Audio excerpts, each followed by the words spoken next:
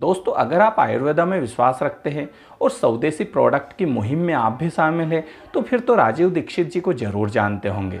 राजीव दीक्षित जी जो कि एक प्रखर वक्ता, स्वदेशी प्रोडक्ट बचाओ आंदोलन और साथ ही विदेशी कंपनियों को देश से भगाने में अपनी मुहिम का एक हिस्सा बनने वाले राजीव दीक्षित जी को आज दुनिया भर में जाना जाता है। हालांकि 2010 में इनकी एक दुर्घटना में मृत्यु हो गई, लेकिन वो भी एक संदेह के घेरे में है।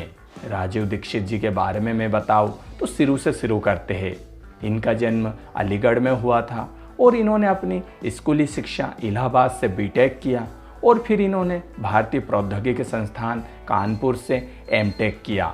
ये एक प्रखर वक्ता थे जिन्होंने 12,000 से ज़्यादा स्पीच दी, यानी कि सोच सकते हैं आप 12,000 से ज़्यादा स्पीच इन्होंने अलग अलग मंच पर दी। साथ ही इनके नाम कई ऑफिशियली बुक्स भी है। आपको मैं बता दूं, आज भी इनकी मृत्यु एक संदेह के घेरे में है। इनका जन्म भले ही अलीगढ़ में हुआ था, लेकिन इनकी मृत्यु भिलाई छत्तीसगढ़ में हुई थी और कहते हैं कि हार्ट अटैक के कारण राजीव दीक्षित जी की डेथ हो गई थी। आपको मैं बता दूं, इनकी मृत्यु भी संदेह के घेरे में थी।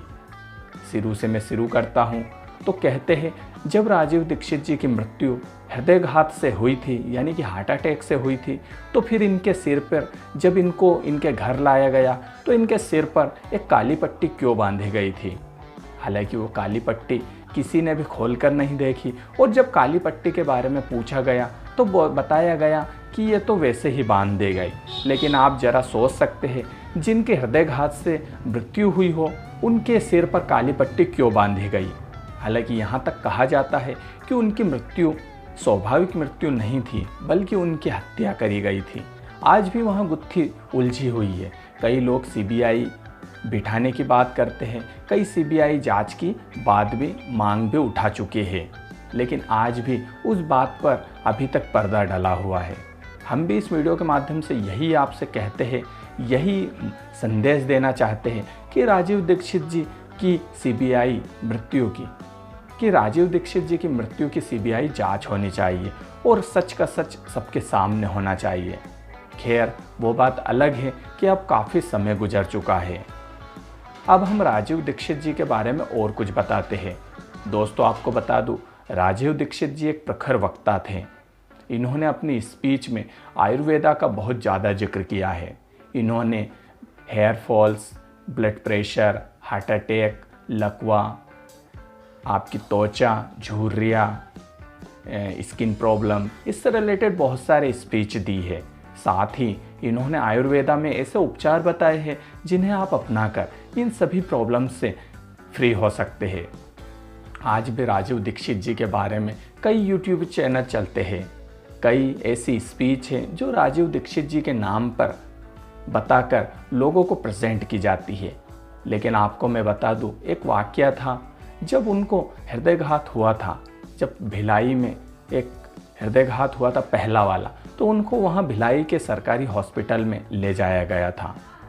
तब वहाँ के स्थानीय डॉक्टरों का कहना था कि राजीव दीक्षित जी जो एलोपैथी का उपचार था उसको लेने से मना करते रहे और वो आयुर्वेदिक उपचार की ओर बढ़ रहे थे। मतलब वो आयुर्वेदिक उपचार से अपना हृदयघात ठीक करवाना चाहते थे और बोले इस कारण उनको देर हो गई और जिसके कारण उनकी मृत्यु हो गई, क्योंकि तुरंत सेकंड हार्ट अटैक उनको आ चुका था।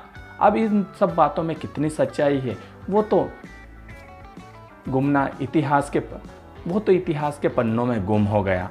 लेकिन अगर ये सच बात है तो आप देख सकते हैं कि जिसने स्वदेशी प्रोडक्ट की मुहिम का संस्थापक, जिसने स्वदेशी बचाओ आंदोलन की मुहिम रखी और जिसने हमेशा आयुर्वेद को हमेशा बढ़ावा दिया, वो व्यक्ति कैसे अपनी हार्ट अटैक की बीमारी है उसे एलोपैथी से ठीक करवाए, क्योंकि वो एलोपैथी के हमेशा खिलाफ रहे थे और आयुर्वेद को हमेशा बढ़ावा देना चाहते थे।